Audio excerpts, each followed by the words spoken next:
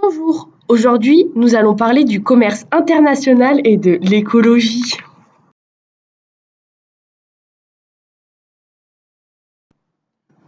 Pour commencer, le débat sur les rapports qu'entretiennent le commerce international et l'environnement s'est considérablement amplifié depuis la fin du XXe siècle, avec, d'une part, la mondialisation croissante des échanges commerciaux et d'autre part, l'émergence des problèmes environnementaux globaux nécessitant la mise en place de politiques environnementales nationales toujours plus contraignantes.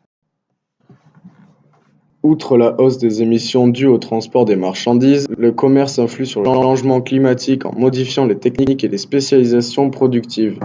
Donc l'effet global dépend des avantages comparatifs, des politiques environnementales et de la nature des accords commerciaux.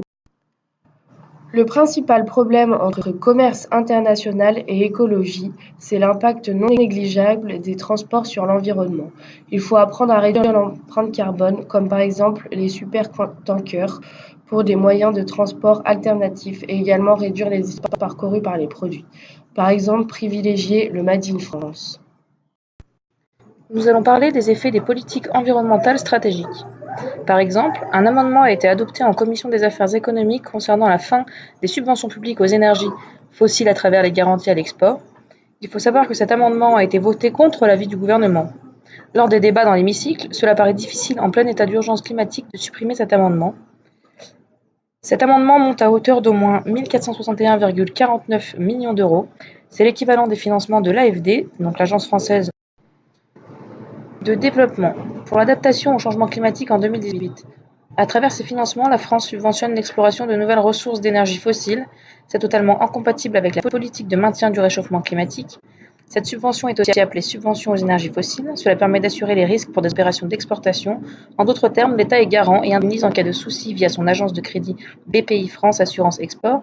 Cela apporte des garanties supplémentaires et ça soutient le commerce extérieur.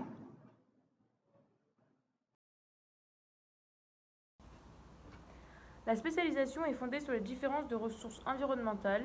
Les activités polluantes se localisent toujours dans les pays les moins exigeants en matière d'environnement, et le résultat pour l'état de l'environnement sera néfaste. Le pays en développement se transforme alors en un lieu d'accueil des activités polluantes.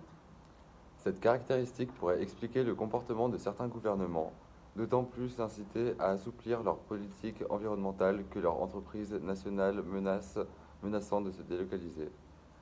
En effet, un gouvernement qui envisage de renforcer sa réglementation environnementale doit arbitrer entre le bénéfice environnemental attendu et la perte de profit, en raison de l'augmentation des parts de marché des producteurs étrangers concurrents.